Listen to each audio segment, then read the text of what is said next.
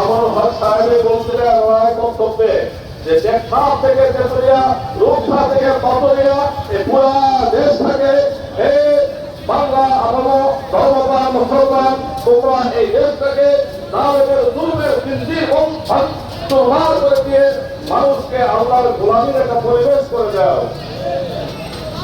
অন্যথায় আমরা একটা মুক্তিযুদ্ধ দেখতে চাই, একটা মুক্তিযুদ্ধ।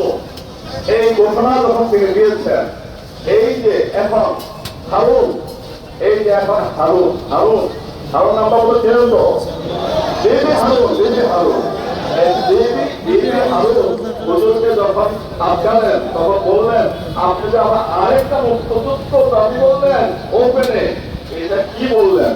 হয়তো সেদিন হুজুর তার জবাব দিতে পারে না, কিন্তু ১৪ জুলাই থেকে ৫ই আগস্ট পর্যন্ত বাংলার ছাত্র সমাজ, ছাত্র জনতা দেখে দিয়েছে, দেখো পুনরায় আরেকটা মুক্ত যুদ্ধ হয়েছে, মানব ভাষায়ের কথাই বাস্তবায়ন হয়েছে। বাংলাদেশ খেলাফত মজলিসের মাধ্যমে আগামী বাংলাদেশ নেতা চাই, মুক্তিবান নেতা চাই, মামুনুল হককে আমরা দেখতে চাই। আগেই বলছিলাম যে গণভবনে থেকে ৭০ বছরের জালেম পালিয়ে যায়, সেই গণভবনে যদি অপরাধী হয় মামুনুল হক, তাহলে দাওয়াত দেওয়া হয়, এটাই বোঝা যায় খুবই জালেম। আর যে দাওয়াত পায় সে সম্মান, তার সম্মান বক্তব্য রেখে আমরা তার সাথে আছি, থাকবো। আল্লাহ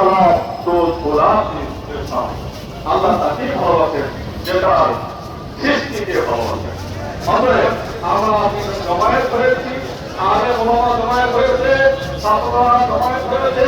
আমি ছাত্রদেরকে লক্ষ্য করে হুজুরের একটা কথাই আমি বলতে যেতে হয়। হুজুর বারবার বলেন আজকের ছাত্র জনতা ছাত্রই নয়, তোমাদের আরেকটা পরিচয় আছে, সেটা হলো তোমরা হলে আগামী বাংলাদেশের স্বাধীনতা ফিরে আমার এক ছোট্ট সন্তান। তুমি এবারের পরে যারাই আসুন ক্ষমতায়, যদি বাংলার এই টেকনাফ থেকে তেতুলিয়া, রূপসা থেকে পাতুরিয়া মধ্যে আবার কোন জালেমকে বসানো হয়, তাহলে রক্ত দিয়ে দিত আবার দিব, লাগে আবার দিব, আবার দিব, তাও জালেম মুক্ত বাংলার ইঞ্চি ইঞ্চি মাটি প্রতিষ্ঠিত করবো ইনশাআল্লাহ। যারা হাজির দাবি করি আপনারা আফগানিস্তানে তারা 20 বছর যুদ্ধ করে আমেরিকার সাথে অপশক্তির সাথে যুদ্ধ করে স্বাধীনতা এনেছে। আর আমার দেশে আবেগ আমাদের দোয়ায়, আবেগ আমাদের দোয়ার বরকতে আল্লাহ সুবহানাহু ওয়া তাআলা 20 দিন লাগে নাই স্বাধীনতা দিয়েছে। সুবহানাল্লাহ। আমাদের সকলের জন্য দোয়া করবেন, হুজুর বক্তব্য দিবেন, আমরা হুজুরকে সাহস যোগাবো, জীবন দিব, রক্ত দিব, ইসলাম থাকবো ইনশাআল্লাহ। আগামী বাংলাদেশ শান্তি সফলতা বাংলাদেশ, আগামী বাংলাদেশ ধর্মপ্রাণ মুসলমানদের বাংলাদেশ, আগামী বাংলাদেশ আল্লাহ মানবতার বাংলাদেশ। আসসালামু আলাইকুম। আমরা একটা গান শুনি। আজকে আল্লামা মামুনুল হক সাহেবের হাতে আমাদের মানবী থানায় ওই সমস্ত ছাত্র আন্দোলনে ওই সমস্ত ভাইরা শহীদ হয়েছেন, ওই সমস্ত কর্মীকে হুজুরের নিজ হাতে বাংলাদেশ পরবর্তী মানবী থানার পক্ষ থেকে হাদিয়া পেশ করবেন। আমাদের নাম ঘোষণা করবে, আপনারা একটু সামনে আসেন। মৃত সাহব আলগিমন হাসিন, মৃত জাহাঙ্গীর মিয়া আফ্রিকা, মৃত আব্দুর রহমান গাজী বারোপাড়া, মৃত আশিকুর রহমান রাফি বগুড়াপুর, মৃত মাইরাবাদ।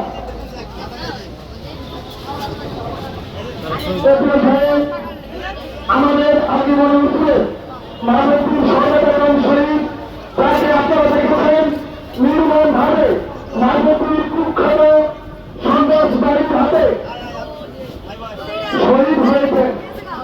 আমাদের ছোট ভাই সাহেব তার পরিবারের পক্ষ থেকে হাদিয়া গ্রহণ করছেন তার ভাই শাওন পিতা মৃত মজিবুর রহমান আলগিমানের উপর মানবী। এর পর্যায়ে আসছেন মৃত জাহাঙ্গীর মিয়া, পিতা আব্দুল মজিদ মিয়া, জাহাঙ্গীর মিয়া পরিবারবর্গ, পিতা আব্দুল মজিদ মিয়া, গ্রাম আটটাইকা মহিষাসুর ইউনিয়ন। তার পরবর্তীতে আসবেন মৃত আব্দুর রহমান গাজী, শহীদ আব্দুর রহমান গাজী পরিবার, পিতা মাওলানা মোহাম্মদ আমিনুদ্দিন, গ্রাম পাথরপাড়া নারবাল ইউনিয়ন। তার পরবর্তীতে আসবেন শহীদ আশিকুর রহমান রাব্বির পরিবারবর্গ, পিতা আব্দুল খালেক মিয়া, গ্রাম বৈরবপুর নারবাল ইউনিয়ন। তার পরবর্তীতে আসবেন শহীদ মোহাম্মদ নাইম হাসান, পিতা ইউসুফ মোল্লা, গ্রাম পাথরপাড়া চোয়া নারবাল ইউনিয়ন। ইনশাআল্লাহ আমরা বাংলাদেশ সড়ক মসজিদ মানবী থানার সাথে যদি আরো কোনো আমাদের মানবী থানায় শহীদ হয়ে থাকেন তাদের সাথে আমরা সাক্ষাৎ করবো, এবং যারা আমাদের থানায় আহত হয়েছেন, হাসপাতালে ভর্তি আছেন, আমরা ইনশাআল্লাহ যত সময় তাদের পরিবারের ভিতরে ইনশাআল্লাহ পৌঁছে যাব। ইতিমধ্যেই এরপরে আমাদের সম্মুখে গুরুত্বপূর্ণ বক্তব্য পেশ করবেন হযরত মাওলানা আতাউল্লাহ আমিন, হযরত মাওলানা আতাউল্লাহ আমিন, যুগ্ম মহাসচিব, বাংলাদেশ খেলাফত মজলিস। السلام عليكم ورحمة الله وبركاته. إن الحمد لله والصلاة والسلام على رسول الله. أما بعد. বাংলাদেশ খেলাফত মজলিস মাদকটি ঢাকার একজন আজকের এই পথসভা সম্মানিত সভাপতি, সংগঠনের দায়িত্বশীল ভাইরা, আমার সামনে উপস্থিত প্রান্তীয় সভাপতি জনতা, আমরা আজকে যাচ্ছি ব্রাহ্মণবাড়িয়া হেফাজত ইসলামের উদ্যোগে বিশাল গণসমাবেশ। তো প্রতিমধ্যে আপনাদের সাথে আমাদের দেখা সাক্ষাৎ হলো। একটি কথা বলতে চাই, বিগত স্বৈরাচারী শেখ হাসিনার আমলে যারা বাংলাদেশের মানুষের উপর নির্যাতন করেছে, যারা মাদ্রাসা মসজিদগুলোকে বন্ধ করতে চেয়েছিল, যারা আলেম ওলামাদের কণ্ঠ স্তব্ধ করতে চেয়েছিল, যারা এদেশের মানুষের উপর নির্যাতনের স্টিম রোলার চালিয়েছে, মানুষকে পাখির মতো হত্যা করেছিল, সেই সকল স্বৈরাচারীরা, সেই সকল স্বৈরাচারের দালালরা আজকে একে একে গ্রেফতার হচ্ছে। আপনারা গতকালকে দেখেছেন একজন লোক গ্রেফতার হয়েছে, দুইজন। একজন হলো দরবেশ ধর্ম ব্যবসায়ী ছিল, দাড়ি টুপি লাগিয়ে সে মূলত মানুষকে ধোঁকা দেওয়ার জন্য ইসলামের লেবাস। এই সমস্ত পাটপার ধোঁকাবাজদেরকে বাংলাদেশের প্রত্যেকটা জায়গা থেকে বয়কট করার সময় এসেছে। বন্ধুরা আমার, আওয়ামী বিশ্বাস করে আমরা দেখেছি বাংলাদেশে স্বৈরাচারী শেখ হাসিনার কোন বেকাত্তর স্থান হতে পারে না। আমরা আপনারা মাদক নিবাসী সংগ্রাম করেছেন, উল্লেখযোগ্য হয়েছেন, শহীদ হয়েছেন। এই সমস্ত স্বৈরাচারের তারা আমাদেরকে আপনারা শক্তি দিয়েছেন।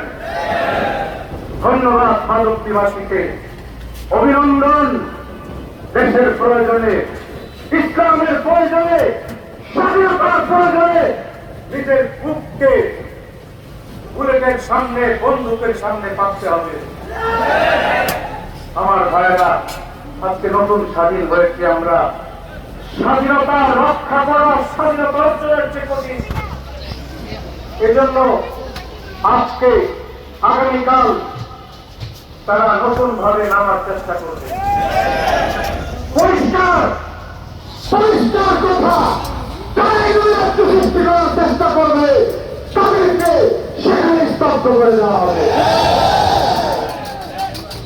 আগস্ট মাস তার সুখের মাস না, আগস্ট মাস বিমানের মাস। সুতরাং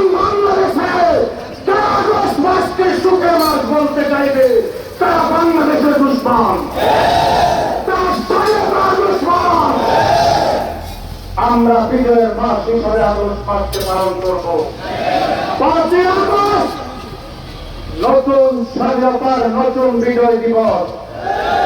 এই আগস্ট মাসে বাংলাদেশ যতদিন থাকবে, আগস্ট মাস বিজয় দিবস উপলক্ষে স্বাধীনতাকামী মানুষ, মুক্তিকামী মানুষ পালন করবে। আল্লাহ আমাদেরকে তৌফিক দান করুন। এই স্বাধীনতা রক্ষা করে স্বৈরাচার বিরোধী মনোভাব লালন করে এই দেশকে আমরা ঐক্যবদ্ধভাবে কাঁধে কাঁধ মিলিয়ে হাতে হাত রেখে ধর্ম বর্ণ দল মত নির্বিশেষে একটা আদর্শ রাষ্ট্র আমরা প্রতিষ্ঠা করতে চাই। আল্লাহ আমাদেরকে তৌফিক দান।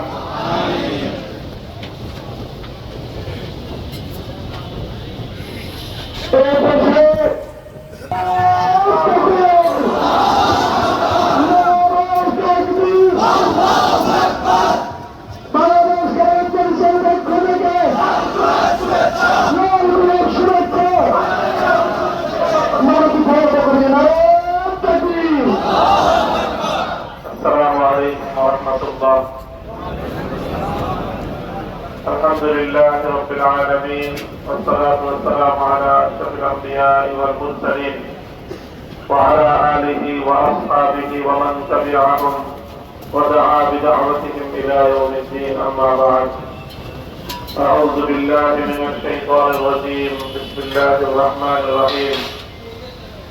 فلا تحسبن الله غافلا عما يعمل الظالمون إنما يؤخرهم ليوم تشخص فيه الأبصار. صدق الله العظيم. আমাদের শরাফত মসজিদ মাদ্রাসি আলোচনা করছি, শ্রদ্ধা করে স্মরণ করছি।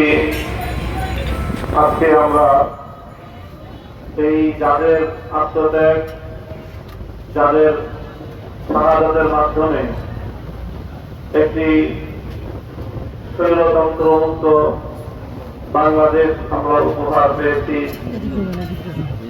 তার মধ্যে আপনাদের এই মাধবদী অঞ্চল, মাধবদী পাঁচতলা ছোট্ট একটা অঞ্চল, শুধু এই অঞ্চলের 5জন ব্যক্তি শাহাদাত বরণ করেছে।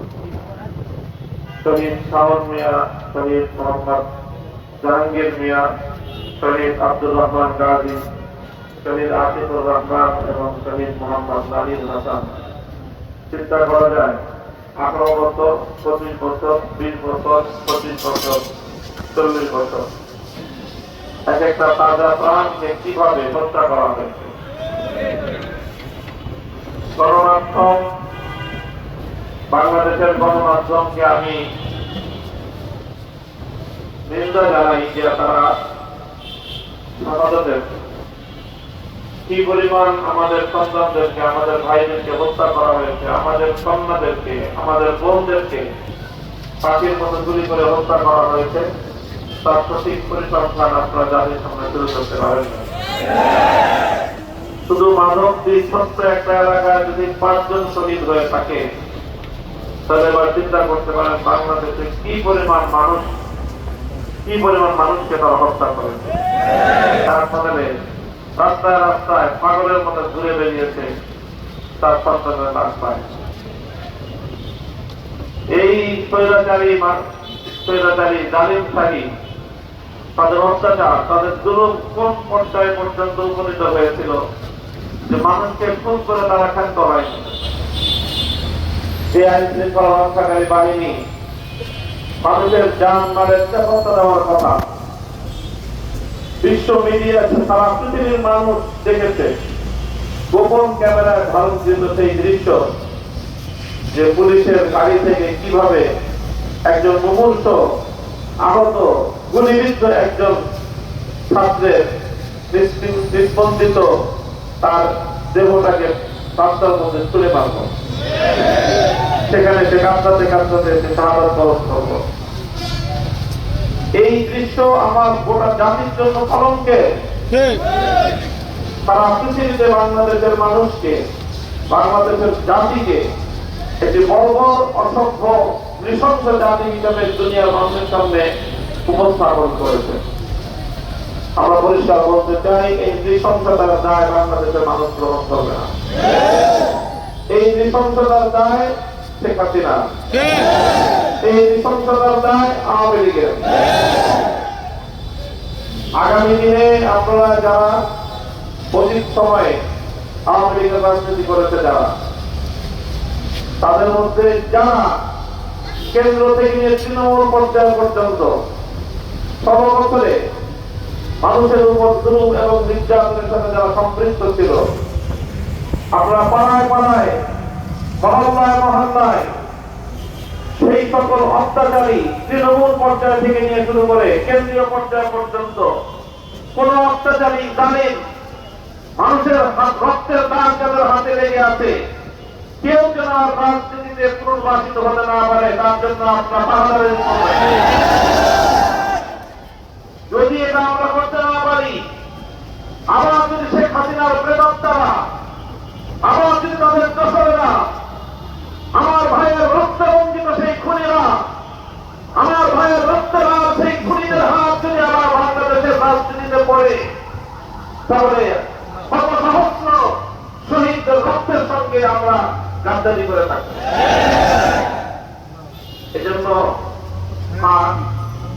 যারা সাধারণ পর্যায়ের কর্মী ছিলেন, অনেকে আছে অনেক বড় একটা দল, সেখানে ভালো মানুষ কিছু ছিল না তা নয়, ভালো মানুষ যারা, যাদের হাতে কোন মজলুমের রক্তের দাগ নাই, যারা কারো কাছ থেকে অবৈধভাবে চাঁদা চায় নাই, চাঁদা গ্রহণ করে নাই, যারা দখলদারি করে নাই, যারা দেশের অর্থ পাচার করে নাই, এই ধরনের ভালো কোন মানুষ যদি থেকে থাকে, আমরা তাদেরকে বলবো এই আওয়ামী লীগের নামটা পরিবর্তন করে অন্য কোন নামে আগামী রাজনীতি করবে। এই ঘাতক, বড় ঘাতক, মানুষ হত্যাকারী, জালিম পিশাচ, এই আওয়ামী লীগের রাজনীতি সোনার বাংলায়, শাহজাহানের বাংলায় আর দেশে মানুষ দেখতে চায় না। সাথীয় বন্ধুগণ, দীর্ঘ বক্তব্য রাখার অবকাশ নেই। এদেশের ছাত্র জনতারা জেগে উঠেছে, অভূতপূর্ব ছাত্র এক গণ অভ্যুত্থান ঘটিয়েছে। এই ছাত্র অভ্যুত্থানের প্রধান বৈশিষ্ট্য যেটা ছিল, সেটা হলো যে এখানে একটা ঐক্য প্রতিষ্ঠিত হয়েছিল, একটা ঐক্য প্রতিষ্ঠিত হয়েছিল।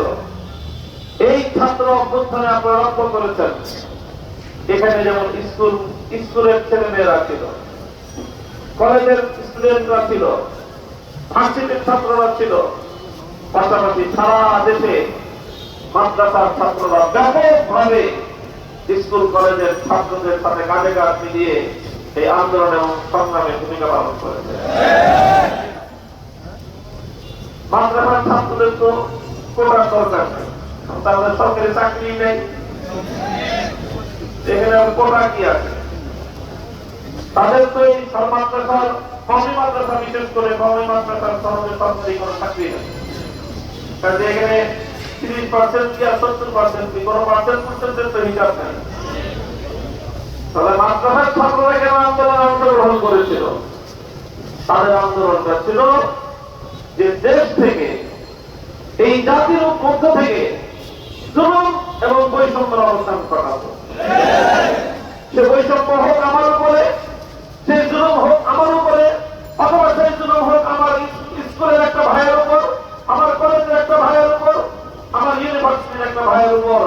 আমি নিজে যেরকম জুলুমের শিকার হব না, আমার কোন ভাই, আমার কোন বোনের উপরেও কাউকে জুলুম করতে দিব না। এই ছিল আমাদের চেতনা।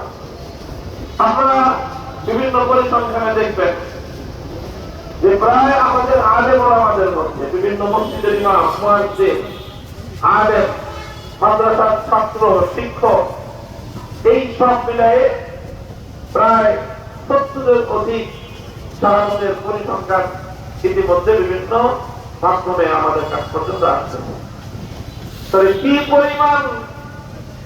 পরিমাণ আলেম ওলামা, কি পরিমাণ ধর্মপ্রাণ মুসলিম জনতা এই আন্দোলনে অংশগ্রহণ করেছে, এই পরিসংখ্যানটা তার একটা অনুমান আমাদেরকে দেয়। আমি বলবো আগামী দিনে যে চেষ্টাটা চলবে সেটা হলো এই ঐক্যের মধ্যে ফাটল তৈরি করা, একটা বিভেদ তৈরি করা, আমরা দেখেছি এই আন্দোলনের একটা সৌন্দর্য ছিল। আমাদের স্কুলের, কলেজের, ইউনিভার্সিটির ছেলেরা যখন রাজপথে আন্দোলন করছে, সংগ্রাম করছে, নামাজের সময় হয়ে গেল, এক ইউনিভার্সিটির ছাত্র দাঁড়িয়ে আজান দিল, আরেক ইউনিভার্সিটির ছাত্র দাঁড়িয়ে ইমামতি শুরু করলো।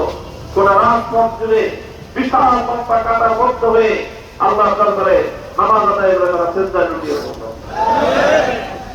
নামাজ শেষ করে ফরিয়াদের হাত উত্তোলন করে তালিমের বিরুদ্ধে আল্লাহকে সাহায্য কামনা করলো। আরশের মালিকের সাহায্য নিয়ে তারা আমার রাজপথে ঝাঁপিয়ে পড়লো। আল্লাহর সাহায্য যখন তাদের কাছে আসলো, তখন স্বৈরাচারী 16 বছরের খেলামতি শাসক শেখ হাসিনার পতন ঘটলো। বাংলাদেশের মাটিতে 1 ইঞ্চি জায়গা তার জন্য হলো না। দেশের মাটি দিয়ে হেঁটে পালাবে, সড়ক পথে পালাবে, নৌপথে পালাবে, সেই সুযোগ তার হয় নাই। সোজা শূন্যে উড়ে দাদাবাবুদের দেশ। সেই নরঘাতক নরেন্দ্র মোদী এক খুনি আর এক খুনিকে আশ্রয় দিয়েছে। 2021 সালে বাংলাদেশের স্বাধীনতার সুবর্ণ জয়ন্তী, 50 বছরের স্বাধীনতার উদযাপন হবে। আমরা বললাম স্বাধীনতার উদযাপন করেন, ভালো কথা, আমরাও করব। দেশের মানুষ স্বাধীনতা প্রাপ্তির 50 বছর পালন করবে, কিন্তু একটি জাতির এইরকম আনন্দ হবে একটি উপলক্ষে মুসলমানদের রক্তে রঞ্জিত বিশ্ব ইতিহাসের অন্যতম জঘন্য নরঘাতক নরেন্দ্র মোদীকে আমরা বাংলাদেশের মাটিতে দেখতে চাই না। তিনি নরেন্দ্র মোদীকে খুশি করার জন্য আমাকে গ্রেফতার করলেন, আমার উপরে জুলুম করলেন, আমার ভাইদের উপর জুলুম করলেন। হেফাজতে ইসলামের নেতা কর্মীদেরকে তিনি পাখির মতো গুলি করে ব্রাহ্মণবাড়িয়া থেকে হাটাজারি পর্যন্ত প্রায় 25 জন আমাকে, আমাদের সন্তানদেরকে হত্যা করলেন। কেন? ওনার ঘাতক মোদীকে সন্তুষ্ট করতে হবে। ওনার কাছে দেশের জনগণের চেয়ে, এদেশের মানুষের রক্তের চেয়ে মোদীর মনোরঞ্জন ওনার কাছে বেশি প্রাধান্য পেয়েছিল। সেই ঘাতক নরেন্দ্র মোদী এই ঘাতিনি শেখ হাসিনাকে এখন আশ্রয় দিয়েছে। কারণ এই রক্তের সাথে রক্তের সম্পর্ক। সে এক ঘাতক, সে এক ঘাতকিনী। কাজেই আমরা ভারতকেও বলতে চাই, প্রতিবেশী দেশ হিসেবে বন্ধুত্বের সম্পর্ক আমরা রাখতে প্রস্তুত, কিন্তু কোন খুনিকে যদি আশ্রয় দেন, তাহলে এদেশের মানুষ সেটাকে কোনোভাবেই ভালো চোখে দেখবে না। বাংলাদেশে ইতিমধ্যে আমাদের মোহাম্মদপুর থানায় তার বিরুদ্ধে হত্যা মামলা দায়ের হয়েছে, শেখ হাসিনার বিরুদ্ধে। যতগুলো আমাদের ভাই বোন সন্তানের প্রাণ কেড়ে নিয়েছে, প্রতিদিন জন্য বাংলাদেশে মামলা দায়ের হবে, প্রতিটি মামলার জন্য তার বিচার হবে, এবং এই এতগুলো হত্যাকাণ্ডের জন্য তার যতবারের ফাঁসি হওয়ার দরকার তার ততবারের ফাঁসি হওয়া। আর এই হত্যাকারী, এই ঘাতক শেখ হাসিনাকে ফিরিয়ে এনে বাংলার মাটিতে তার ন্যায় বিচার নিশ্চিত করার দাবি আমরা জানাই। জাতীয় বন্ধুগণ, কথা আমি আর দীর্ঘায়িত করছি না, আপনারা দীর্ঘ সময় ধরে অপেক্ষমান ছিলেন। শুকরিয়া আদায় করি। শুধু একটি পথসভা করে, শুধু 2 বার জিন্দাবাদ স্লোগান দিয়ে ঘরে ফিরে গেলে চলবে না। স্বাধীনতা অর্জন করাটা যত কঠিন, স্বাধীনতা রক্ষা করাটা বেশি কঠিন। কাজে আজ বাংলাদেশে, গোটা দেশে যে কোনো নৈরাজ্য সৃষ্টির পায়তারা ষড়যন্ত্রকে শক্ত হাতে মোকাবেলা করতে হবে। আজকে হলো 14ই আগস্ট, আগামীকালকে 15ই আগস্ট, পরশুদিন 16ই আগস্ট। এই 3 দিন বিশেষ করে আপনারা এলাকায় এলাকায় পাহারা দিবেন, আপনারা শোভাযাত্রা করবেন, সোচ্চার থাকবেন, সচেতন থাকবেন, যেন পরাজিত ফ্যাসিবাদী শক্তি আবার যেন এই জাতির বিরুদ্ধে কোনো প্রতিশোধ গ্রহণ করতে না পারে। দেখেন, এদের রক্তের মধ্যেই প্রতিশোধ পরায়ণতা আছে। 75 সালে যখন 15ই আগস্টের ঘটনা সংঘটিত হয়, তারপরে এই শেখ হাসিনা গণমাধ্যমে ঘোষণা করেছিল এই জাতি তার বাবাকে হত্যা করেছে, সেই জাতির কাছ থেকে, বাংলাদেশের মানুষের কাছ থেকে সেটা প্রতিশোধ দিবে। এটাই ছিল তার রাজনীতির মূল উদ্দেশ্য। দেশের মানুষের কল্যাণ করা তার রাজনীতি ছিল না, তার রাজনীতি ছিল শুধুমাত্র তার পিতার হত্যাকাণ্ডের প্রতিশোধ গ্রহণ করা। সেটাই সে করেছে। এদেশের মানুষকে জ্বালিয়ে পুড়িয়ে ছাড়খাড় করে দিয়েছে, এদেশটাকে একটা মৃত্যু পরিণত করেছে। কিন্তু সেই চিন্তা করে নাই যে তার বাবাকে এই জাতি কেন হত্যা করেছিল, এই জাতির মানুষ কেন তার বাবাকে হত্যা করেছিল। অথচ ৭৫ সালের মাত্রই তো ৫ বছর আগে, মাত্রই তো ৪ বছর আগে ৭১ বঙ্গবন্ধু শেখ মুজিবুর রহমানকে এদেশের মানুষ ফুলের শুভেচ্ছা দিয়েছিল, অভূতপূর্ব ভালোবাসা তার জন্য প্রকাশ করেছিল। কিন্তু ৪ বছরের মাথায় কেনাই পরিবর্তন করেছিল। কি করেছিলেন আপনাদের আওয়ামী লীগ তখন এই সারা দেশে যেই অবস্থা তৈরি করেছিলেন, আজ ২০২৪ সালে এসে এদেশের মানুষ হারে হারে টের পাচ্ছে যে মেয়ের যদি হয় এই অবস্থা, তাহলে বাবার কি অবস্থা ছিল। তার বাবার শাসন আমল তিনি ব্যক্তিগত ভাবে বাংলাদেশের স্বাধীনতা যুদ্ধে নেতৃত্ব দিয়েছেন, অনেক বড় নেতা ছিলেন, দেশের মানুষ তাকে ভালোবেসেছিল, কিন্তু তিনি সেই ভালোবাসার প্রতিদান দিতে পারেন না। তার নেতৃত্বে বাকশাল কায়েম হয়েছিল, এদেশের মানুষের রাজনৈতিক অধিকার হরণ করা হয়েছিল, দেশের মানুষের টুপি চেপে ধরা হয়েছিল, মানুষের বাকশক্তিকে রুদ্ধ করে দেওয়া হয়েছিল। সারা দেশ ৭৫ সালে আরেকটা এরকম মৃত্যুপুরী ৩০,০০০ যুবককে শুধু হত্যা করেছিল শেখ মুজিবুর রহমান রাজনৈতিক বিরোধের কারণে। ৩০,০০০ বাংলাদেশের স্বাধীনতা যুদ্ধে বলা হয় অনেক মানুষের শাহাদাতের কথা, সঠিক পরিসংখ্যান আল্লাহই জানেন। কিন্তু স্বাধীনতা পরবর্তীতে শুধু শেখ মুজিবুর রহমানের সঙ্গে রাজনৈতিক বিরোধ থাকার কারণে ৩০,০০০ যুবককে ঘর থেকে তুলে নিয়ে হত্যা করেছিল। সেই কারণে ৭৫ আগস্ট ১৫ই আগস্ট সংগঠিত হয়েছিল। আপনার দল, আপনার বাবা এবং তার সাঙ্গপাঙ্গরা কি অন্যায় করেছিল সেটা লক্ষ্য করলেন না, শুধু আপনার বাবাকে হত্যা করা হয়েছে, সেই প্রতিশোধ পরায়ণ হয়ে তিনি রাজনীতিতে আসছেন।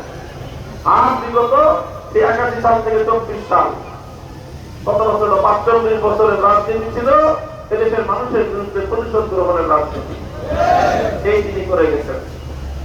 কাজেই আমরা দাবি জানাই সরকারের কাছে যে কোন হত্যাকাণ্ড যেন বিচার করা না থাকে, কোন একটি হত্যাকাণ্ড যেন মামলা ছাড়া না থাকে।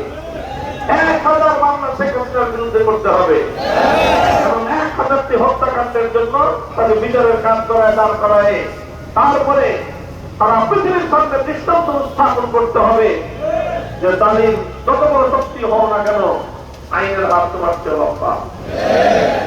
ইনশাআল্লাহ প্রিয় দেশবাসী, আমরা আগামী বাংলাদেশকে সুন্দর, সৌহার্দ্যপূর্ণ, সমৃদ্ধির বাংলাদেশ হিসেবে গড়ে তুলব। এই জন্য সকল দলমত নির্বিশেষে সকলে কাঁধে কাঁধ মিলিয়ে বর্ধিত এই স্বাধীনতাকে রক্ষা করার জন্য মাঠে ময়দানে আপনারা সোচ্চার থাকবেন ইনশাআল্লাহ।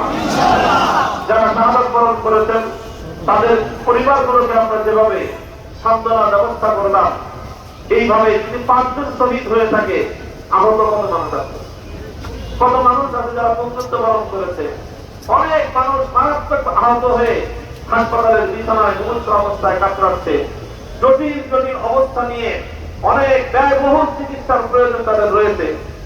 আমাদের সকলকে পাশে দাঁড়াতে হবে। মানবদিক থানা শাখার আমি ধন্যবাদ জানাই যে আজকে সকল শহীদ পরিবারদেরকে তারা সাহায্য করেছেন, সহযোগিতা করেছেন। আমি তাদেরকে দায়িত্ব দিয়ে যাই, আপনাদেরকে দায়িত্ব দিয়ে যাই যে এলাকায় যত আহত রয়েছেন এই বৈষম্য বিরোধী আন্দোলনে ক্ষতিগ্রস্ত রয়েছেন, তাদের সকলের তালিকা করে তাদের মধ্যে বিশেষভাবে যারা আর্থিকভাবে অসঙ্গতি রাখে, আর্থিক সম্পত্তি নাই যাদের, যারা আর্থিকভাবে দরিদ্র, তাদেরকে আর্থিকভাবে সহযোগিতা করে চিকিৎসার ব্যবস্থা করে আপনারা সকলের যে দায়িত্ব নেন, তাহলে একজন মানুষের ইনশাআল্লাহ চিকিৎসাহীন থাকবে না। করবেন তো ইনশাআল্লাহ? আল্লাহ আকবার করে আগামী তৌফিক দান করুন। আগামী দিনে ইনশাআল্লাহ বাংলাদেশ হবে জুলুম এবং বেইনসাফি থেকে মুক্ত একটি বাংলাদেশ, বৈষম্য মুক্ত এক বাংলাদেশ, এদের সঙ্গে ন্যায় সাম্য এবং ইনসাফের বাংলাদেশ, সেই প্রত্যাশা এবং সেই আহ্বান ব্যক্ত করে আমাদের সকলকে বাংলাদেশ খেলাফত মজলিসের সাথে কাঁধে কাঁধ মিলিয়ে কাজ করার উদাত্ত আহ্বান জানিয়ে বক্তব্য শেষ করছি। আখিরু দাওয়ানা আলহামদুলিল্লাহি রাব্বিল আলামিন। এই পর্যায়ে আপনারা সবাই বলছেন আমাদের